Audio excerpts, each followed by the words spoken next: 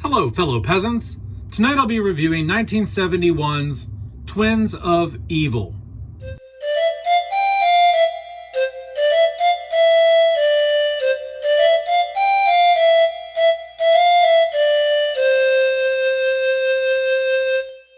Alright guys, so I watched Twins of Evil. This came out in 1971 and it stars Peter Cushing.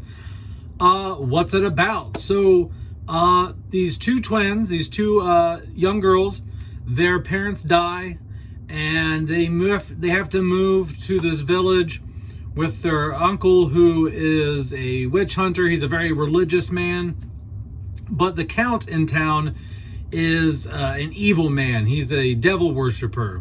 And so their uncle, he's well known in the community for hunting down witches and vampires and stuff like that, and burning them at the stake. And one of the twins is like a good girl and she agrees with her uncle and she's kind of religious. And then the other twin is like, I don't know, I kind of want to go hang out with the count. And so one twin's good, one twin's bad. The uncle finds himself in a situation towards the end of the film where he needs to choose what to do with the evil twin. And so yeah, it's primarily a movie of just about good versus evil. And what do I like, what do I not like about Twins of Evil? What I like about Twins of Evil mostly is the idea, like the concept is cool. You get, it's like a 1600s period film. So it's shot beautifully, like the environments and the clothing, the set pieces, everything.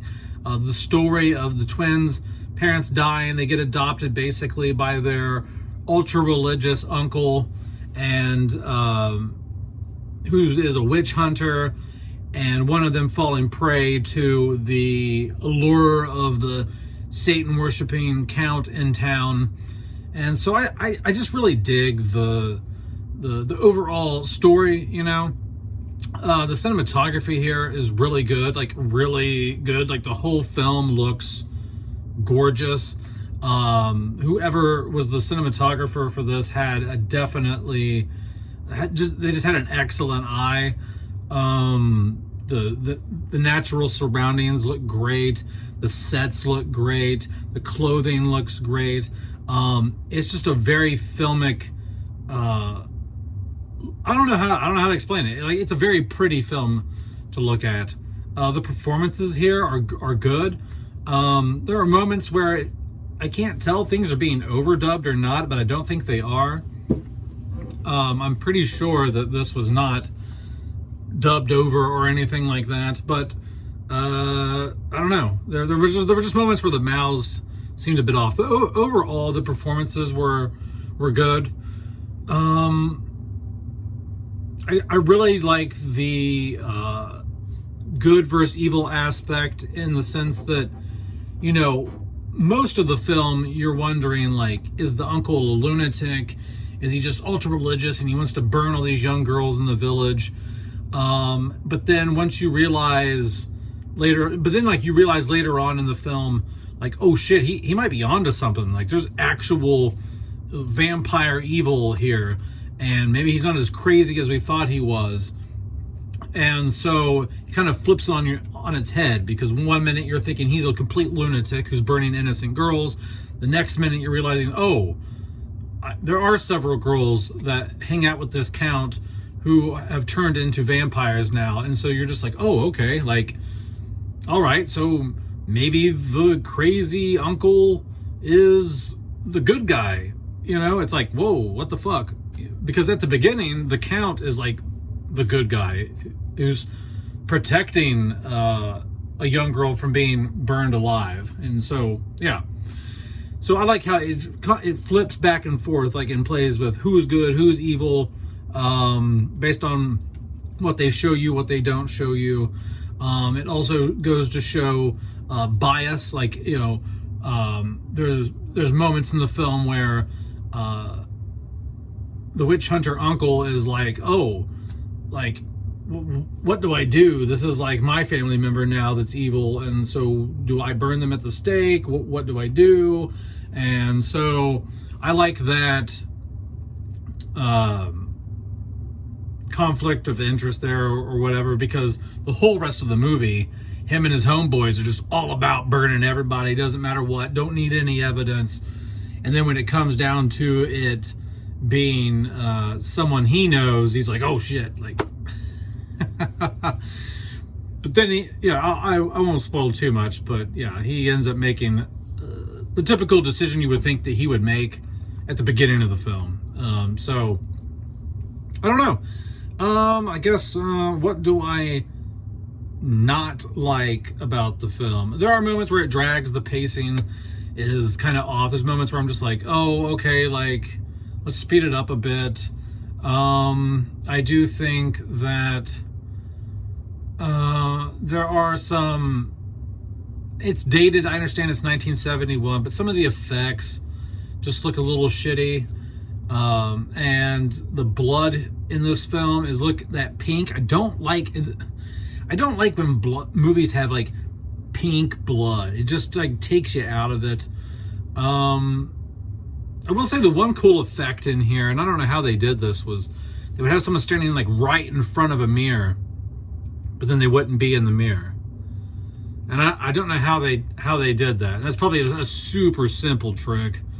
You know what I mean? Some super simple optical illusion or something that they pulled off, but I don't know how they did it. It looked really cool. Because the vampires can't be seen in the mirrors in this film. So yeah, but so some of the effects were very dated. Some of the period piece stuff, even though for the most part everything looked great in terms of the clothing, there were moments where like the hairstyles or certain things just were like, that's a little too modern to be in here. But overall, everything, all the clothing looked period appropriate, I think. To the best, I mean, I'm not an historian or whatever, but you know, there's just certain things where I'm like, I don't know if that was a fabric, or not a fabric, but I don't know if that was a style of wovenness, like corduroy. Like at one point, one of these motherfuckers is wearing like a corduroy jacket. I don't know if they had corduroy jackets in the 1600s, but they just seemed like, oh, okay, what's that? I think the bad guy in here is, they could have made him a little more nefarious. He seemed, I just couldn't take him seriously. Like, he just, like, you know, just some people just don't look like they can be taken seriously. And that was the bad guy in this. The bad guy in this, the Count, the bad guy. There's like, depending on perspective, the movie goes back and forth, like I said. But the bad guy in this, he looks like Jimmy Fallon. I couldn't like find him intimidating or scary. I just kept seeing Jimmy Fallon looking like a rich vampire count. And I couldn't really see him as this, threat or anything like that. So that kind of made it hard. He just had a very effeminate, goofy looking face. And I was just like, I don't know. You could have picked somebody else for this. But anyway, guys, overall, if I were to rate this film on like a 1 to 10, would I watch it again? No. So this film gets a 5 out of 10, okay? Usually anything above 5 is like rewatchable to me.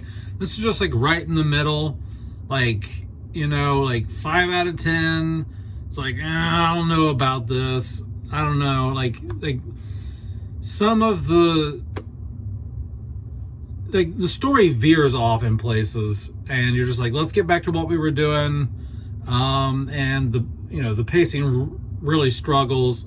As much as I like the story, the overall story, and the acting and the cinematography, it just takes too many, it just goes in different places for a bit and comes back too many times. And you're just like, let's just stay focused on this right now, or let's for the love of God, why are we staying on this for so long? Like, I think a good, like, 15 minutes could have been cut out of this movie, to be honest. So because of that, I think that the fact that I got bored and it wasn't as streamlined as it possibly could, I'm going to give it a 5 out of 10. But overall, I thought it was decent. It was decent. It was okay, I guess, you know, whatever, just middle of the road. But I don't feel the need to watch it again. But anyway, guys, let me know in the comments below if you've ever watched Twins of Evil. If you like old school Hammer medieval style films, you'll probably dig this. But if you don't like that type of stuff, you probably won't like it. All right, guys. Peace out. Bye-bye.